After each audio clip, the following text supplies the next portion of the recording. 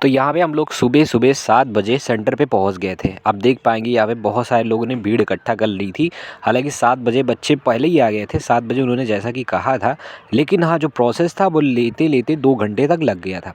आप देखेंगे बहुत सारी कुर्सियाँ भी व्यवस्था करी गई थी, 3-4 काउंटर बनाए गए थे, भीड़ खूब ढेर सारा थी।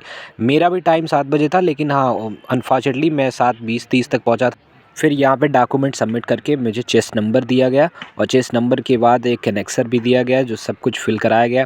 उसके बाद यहाँ पे प्रोसेस स्टार्ट हुई। देखिए आप, भारत सरकार की गाड़ी है, बहुत सारी गाड़ी आई थी, लेकिन 7 बजे कुछ गाड़ी है, कुल 1 ही 2 थी, लेकिन 9 बजे जाते जाते बहुत सारे यहाँ पे लोग आ गए थे।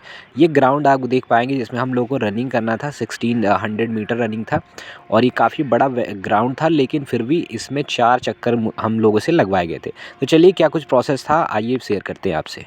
ए हाय। सो एमटीएस 2024 हवलदार के पदों पर डीबीपीएसटी चल रही है, जिसके रिगार्डिंग कुछ यहाँ पे इम्पोर्टेंट क्रूशियल अपडेट्स हैं। अगर आपका अभी तक नहीं हुआ है, हालांकि मोस्ट ऑफ द चांसेस यही है कि सारे लोगों का हो चुका होगा, बट अभी भी कुछ लोगों का 12 तक है, तो कुछ लोगों का 2 दिन में बचा हुआ है। तो इसमें बहुत ज़्यादा टेंशन लेने की जरूरत नहीं है, बहुत सिंपल प्रोसेस है, बहुत ज़्यादा कोऑर्डिनेटिंग कह सकते हो, बहुत ज़्यादा कॉपरेट कर रहे हैं वो आगे जो जो अधिकारी हैं, जो वहाँ पे कर्मचारी हैं, सब लोग बहुत कॉपरेट करते हैं। इवन आपके पास अगर फोटो कॉपीज भी नहीं है तो वो भी दे देते हैं। क्या कुछ प्रोसेस रहा है, किस तरीके से डीबीपीएसटी हो रखी है, सारा डिटेल हम लोग चलिए शेयर कर रहे हैं। तो सबसे पहले तो मैं दिखाना चाहूँगा, यहाँ पे ग्राउंड था, आपके ग्राउंड पे सब लोग आए थे, और फिर ये मेरा चेस्ट नंबर था, इसके रिगार्डिंग हमें पहले तो 7 बजे बुला लिया गया था सेंटर पे, और 7 बजे से जो प्रोसेस स्टार्ट करा गया वो करीब 9 बजे का स्टार्ट करा गया, यानी कि 7 से 7:30 से तुरंत आते ही सारी चीज़ें स्टार्ट हो गई थी। आपको पहले वहाँ पे जा करके वेरीफाई करवाना होता था, हाँ आप आ गए हो, डॉक्यूमेंट्स दिखाना होता था, फिर आपको चेस्ट नंबर देते थे। तो चेस्ट नंबर के अलावा एक एनेक्जर मिलता था, एनेक्जर में आपको पूरा फिल करना पड़ता था, आपको ये मानना पड़ता था कि मैं ही हूँ, सब कुछ एक्सेप्ट करके सिग्नेचर वगैरह सब करना पड़ता था। डॉक्यूमेंट्स में क्या ले जाना, पहले एक बार अभी ये हम बात कर लेते हैं। तो बहुत सारे लोग वरी इसलिए होते हैं क्योंकि ईमेल जो है उस पर कुछ और चीज़ें लिखी गई हैं, जो ईमेल आ रखा होगा आपने देखा होगा, उस पर बहुत सारी चीज़ें बताई कि ये ले जाना, ये ले जाना, ये ले जाना, और आप जब एडमिट कार्ड डाउनलोड करते हो तो उसमें कुछ और भी चीज़ें बताई गई हैं, तो वो दोनों मैच करती नहीं, इस वजह से लोग परेशान होते हैं।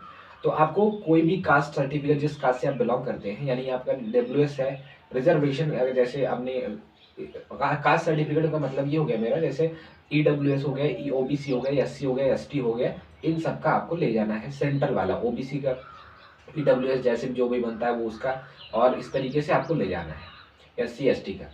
नाउ दूसरी बात, यहाँ पे आपको आधार कार्ड की कॉपी ले जानी है, साथ ही साथ आधार कार्ड भी ले जाना है। 3 फोटो उन्होंने कहा है, तो 3 फोटो ले जाइए, बल्कि लगता तो एक ही फोटो है, हालांकि लगा एक ही फोटो था, ले जाइए अब 3, ये चीज़ें हो गई।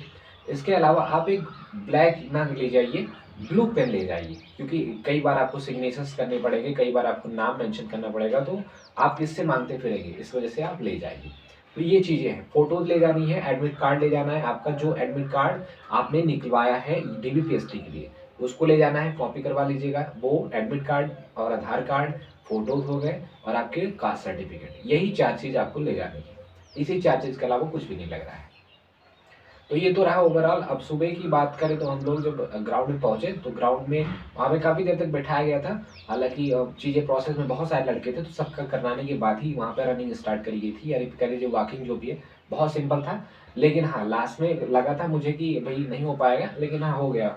ऐसा तो नहीं लगा था नहीं हो पाएगा, लेकिन मैं सोचा था बहुत ईजी होगा, लेकिन जितना सोचा था ईजी होगा उतना ईजी नहीं था, क्योंकि 2 राउंड मारने के बाद, जैसे कि 1600 मीटर हम लोग को वॉकिंग करना था, 2 राउंड लगाने के बाद ना थोड़े से जो पैर थे वो पकड़ लिए, हालांकि कभी प्रैक्टिस भी नहीं करा था, हमने सोचा था कि 15 मिनट है वो हो जाएगा, तो इस वजह से शायद आपके भी ऐसे पैर वैर पकड़ लेते थे, तो तीसरे या चौथे राउंड में आपके पैर पकड़ने स्टार्ट हो जाते थे, लगता था नहीं हाँ। और फिर एक दिन बाद आएंगे जब आप, क्योंकि अचानक से आपने कभी प्रैक्टिस तो करा नहीं, अचानक से आपको 1600 मीटर काफ़ी तेज वॉकिंग करनी पड़ती है, दौड़ना नहीं होता था, बट वॉकिंग में भी आपको जो आपके फीट्स हैं उनको बहुत तेज़ी के साथ रखना पड़ता था आगे, तो काफ़ी ज़्यादा स्ट्रेन आता है पैरों में। आप जब आए होंगे तो अभी तक आपको फील हो रहा होगा, हाँ थोड़े बहुत पकड़ रखा है, आपकी पूरे पैर कमर सब कुछ पकड़ रखा है, तो ये चीज़ें थी। आगे फर्दर जो भी अपडेट्स रहेगी, फाइनल मेरिट लिस्ट के बाद पता चलेगा कि क्या किसका सिलेक्शन हुआ, किसका सिलेक्शन नहीं हुआ, तो उसके रिगार्डिंग भी हम लोग अपडेट तो और देते रहेंगे।